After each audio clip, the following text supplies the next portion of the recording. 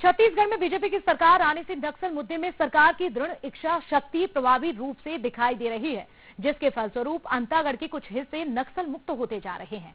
अब इन नक्सल मुक्त क्षेत्रों के बीएसएफ कैंपों में प्रशासन की ओर से स्कूल और आश्रम संचालित किए जा रहे हैं।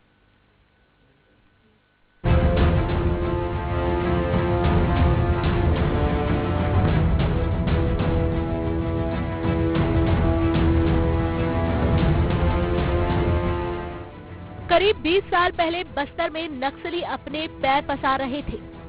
नक्सलियों का प्रभाव ऐसा था कि वे दिन दहाड़े नक्सल वारदातों को अंजाम दिया करते थे। मुख्य सड़क पर बैनर पोस्टर बांधना, किसी ग्रामीण की हत्या करना और वाहनों में आगजनी करना आम बात थी। नक्सलियों ने अंतागढ़ क्षेत्र के सरंडी गांव और कोसरोडा गांव को पूरी तरह खाली करवा दिया। नक्सलियों ने उन इलाकों में जमकर उत्पात मचाया था। ग्रामीण मजबूरी में अपने घर छोड़कर अंतागढ़, कांकेर और अन्य जगह शिफ्ट हो गए, जिसके बाद नक्सल खात्मे के लिए राज्य और केंद्र सरकार ने इन इलाकों में क्रमबद्ध तरीके से अर्धसैनिक बल भेजना शुरू कर दिया। संवेदनशील क्षेत्रों में कैंप स्थापित किया गया। सर्चिंग के दौरान कई नक्सलियों ने सरेंडर किया।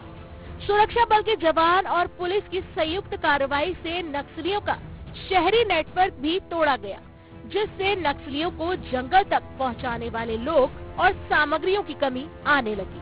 केंद्रीय मंत्री अमित शाह ने 3 माह पूर्व 22 अप्रैल को कांकेर लोकसभा चुनावी कार्यक्रम के दौरान बड़ा बयान दिया था कि केंद्र में बीजेपी की सरकार बनने के 2 साल के भीतर छत्तीसगढ़ को नक्सल मुक्त कर देंगे। और मैं कहकर जाता हूं, 2 साल दे दीजिए, मोदी जी को फिर से प्रधानमंत्री बना दीजिए। छत्तीसगढ़ से हम नक्सलवाद को उखाड़ कर फेंक देंगे। बड़े एनकाउंटर होने के बाद नक्सलियों की कमर टूटी है। लोगों में पुलिस के प्रति विश्वास बढ़ा है। अब अंतागढ़ क्षेत्र के कुछ हिस्से नक्सल मुक्त हो गए हैं।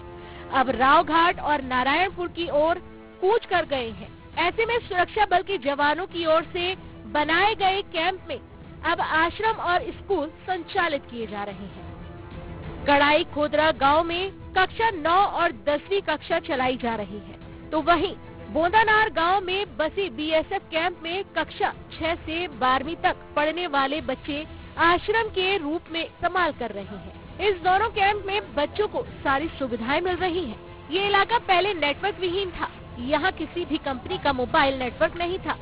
कैंप स्थापित होने के बाद यहाँ मोबाइल नेटवर्क के टावर लगाए गए, जिससे लोगों को बड़ी राहत मिली। इस मोबाइल टावर को सोलर पैनल के माध्यम से बिजली दी जा रही है। इस मामले में अंतागढ़ के अतिरिक्त पुलिस अधीक्षक ने बताया कि जिन इलाके में नक्सल गतिविधियां कम हुई है, उन एरिया के कैंपों को अन्य जगह विस्थापित किया गया है।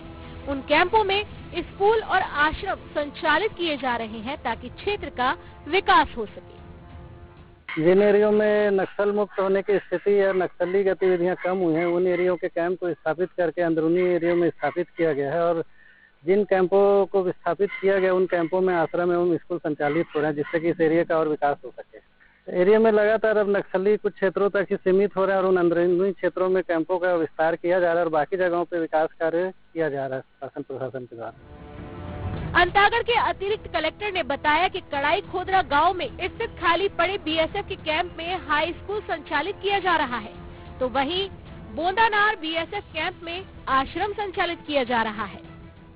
उन कैंपों में और व्यवस्था में सुधार किया जाएगा। हम कोशिश कर रहे हैं कि बोंदानार जो हॉस्टल है उसमें बच्चों के कोचिंग, ताकि जेईई उसमें जाने के लिए बच्चे तैयार हों, उनके लिए भी तैयारी कर रहे हैं कि भविष्य में वहां पर हम लोकल बच्चों के लिए कोचिंग की व्यवस्था करेंगे।